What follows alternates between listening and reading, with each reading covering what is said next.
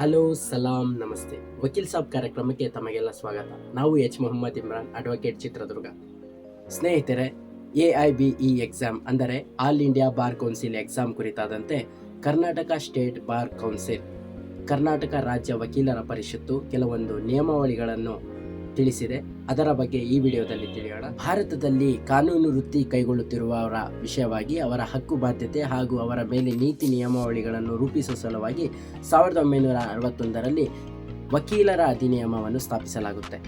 ಆ ಅಧಿನಿಯಮದಂತೆ ಭಾರತೀಯ ವಕೀಲರ ಪರಿಷತ್ತನ್ನು 1961ರಲ್ಲಿ ಸ್ಥಾಪಿಸಲಾಗುತ್ತೆ. ಅದನ್ನು ಬಾರ್ ಕೌನ್ಸಿಲ್ ಆಫ್ ಇಂಡಿಯಾ ಅಂತ ಕರೆಯಲಾಗುತ್ತೆ. ಏಪ್ರಿಲ್ 10, 2010ರ ತರುವಾಯ ವಕೀಲರ ಕಾಯ್ದೆ 1961ರ ಕಲಂ 24ರಂತೆ AIBE ಎಕ್ಸಾಮ್ ಅನ್ನು ಉತ್ತೀರ್ಣಗೊಳಿಸುವುದು ಕಡ್ಡಾಯವಾಗಿರುತ್ತದೆ. 2020ರ ತರುವಾಯ ವರ್ಷಕ್ಕೊಮ್ಮೆ ಅಂತೆ ಈ ಪರೀಕ್ಷೆಯನ್ನು ನಡೆಸಲಾಗುತ್ತಿದೆ. ಗಳಿಗೆ ವ್ಯಾಖ್ಯಾನಗಳಿಲ್ಲದ ಬೇರೆ ಆಕ್ಟ್ಸ್ಗಳನ್ನು ಕೊಂಡೊಯ್ಯಲು ಅವಕಾಶ ಮಾಡಿಕೊಡಲಾಗಿದೆ.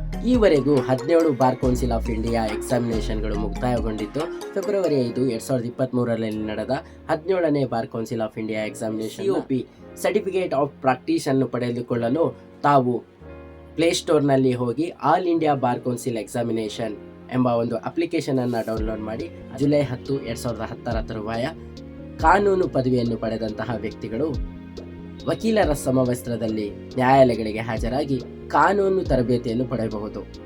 ಈ 2 ವರ್ಷದ ತರಬೇತಿ ಅವಧಿಯೊಳಗಾಗಿ ಅವರು AIBE ಎಕ್ಸಾಮಿನೇಷನ್ ಅನ್ನು ಉತ್ತೀರ್ಣರಾಗುವುದು ಕಡ್ಡಾಯವಾಗಿರುತ್ತದೆ. ಈ 2 ವರ್ಷದ ತರಬೇತಿ ಅವಧಿಯಲ್ಲಿ ಇಂತಹ ತರಬೇತಿ ಪಡೆಯುತ್ತಿರುವವರು ಪ್ರತ್ಯಕ್ಷವಾಗಿ ಅಥವಾ ಪರೋಕ್ಷವಾಗಿ ವಕಾಲತ್ನಾಮೆಗೆ ಸಹಿ ಹಾಕುವುದು ನಿಷೇಧಿಸಲಾಗಿದೆ. ತರಬೇತಿ ಅವಧಿಯಲ್ಲಿ ವಕಾಲತ್ನಾಮೆಗೆ ಸಹಿ ಹಾಕಿದಂತಹ ಪಕ್ಷದಲ್ಲಿ ಅವರ ಸನದನ್ನು ರದ್ದುಪಡಿಸಲಾಗಿ. ಸ್ನೇಹಿತರೆ, ಕಾಲಕಾಲಕ್ಕೆ ಭಾರತೀಯ ವಕೀಲರ ಪರಿಷತ್ತು ಹಾಗೂ ಕರ್ನಾಟಕ ರಾಜ್ಯ ವಕೀಲರ ಪರಿಷತ್ತು ನೀಡುತ್ತಿರುವ ಸೂಚನೆಗಳನ್ನು ಪರಿಗಣಿಸಿ ತಮ್ಮ ವಕೀಲ ವೃತ್ತಿಯನ್ನು ಕೈಗೊಳ್ಳಬೇಕಾಗಿ ತಮ್ಮಲ್ಲಿ ತಿಳಿಸಿದೆ.